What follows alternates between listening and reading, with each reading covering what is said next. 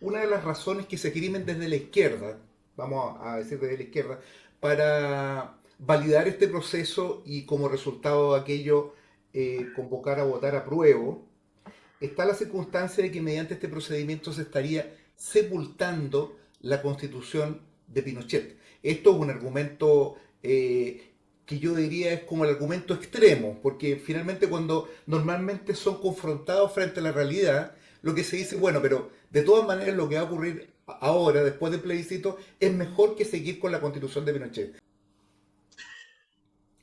A ver, en la historia, en la vida en general, las cosas no son o blanco, blanco o negro, negro. ¿Ya? Hay una infinidad de matices. Si me preguntas si esta es o no es la constitución de Pinochet, es y no es. Las bases fundamentales fueron colocadas en 1980, Claro. pero ese texto tiene algo así como 210 modificaciones.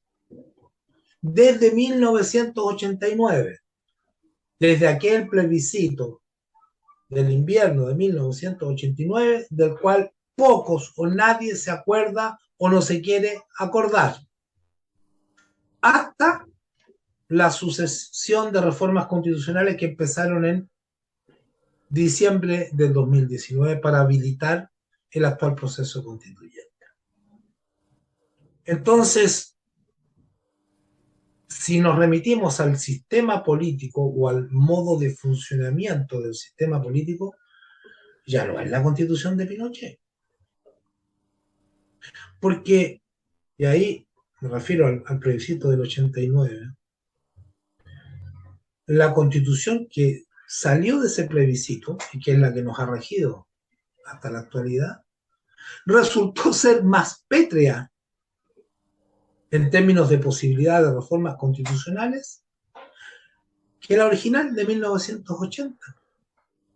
Porque lo que ocurrió ahí fue una negociación a espaldas de la ciudadanía entre la dirigencia de la concertación, la oposición de la época, y el pinochetismo, en el que hubo un pasando y pasando, mediante el cual, como acertadamente lo ha dicho muchas veces Felipe Portales, la concertación le regaló su futura mayoría parlamentaria a los pinochetistas, puesto que a condición de eliminar otros artículos particularmente irritantes, como el artículo 8 que ponía fuera de la ley a quienes proclamaran la lucha de clases o el ejercicio de la violencia como método político, clara alusión a los partidos y organizaciones marxistas, disposición que iba a caer tarde o temprano de todas maneras porque era insostenible.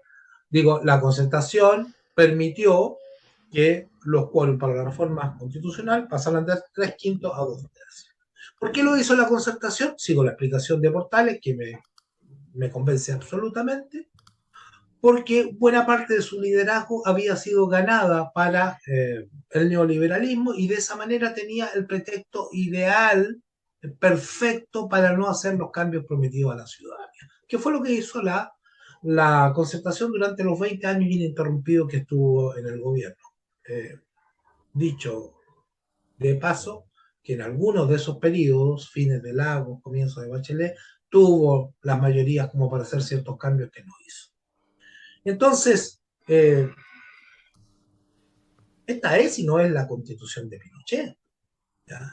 Es la constitución de las dos derechas, por, por las numerosas reformas. 210 aspectos han sido reformados.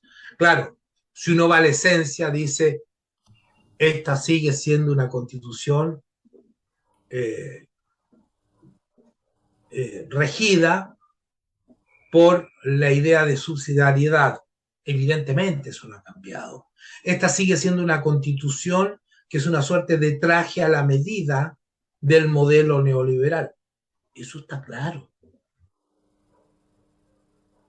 Pero ya no es atribuible esta construcción solo a la dictadura, sino a estas dos derechas, o tres, según algunos, puesto que las reformas han continuado hasta el inicio del actual proceso constituyente.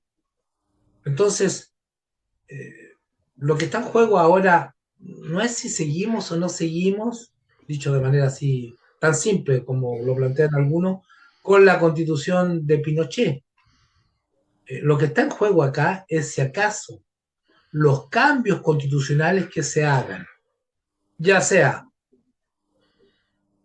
a la constitución actualmente vigente o a la que salió de la Convención Constitucional, si es que triunfa la apruebo, realmente van a marcar un punto de inicio de una transición, así sea más o menos lenta, para salir del neoliberalismo. Ese es el punto en cuestión. Eso es lo que debería juzgar la ciudadanía, teniendo siempre presente que tal como lo acordó la Convención Constitucional, sin que nada lo obligara a ello, la palabra última no la va a tener la ciudadanía, no es la palabra que salga el 4 de septiembre, sino los actuales parlamentarios.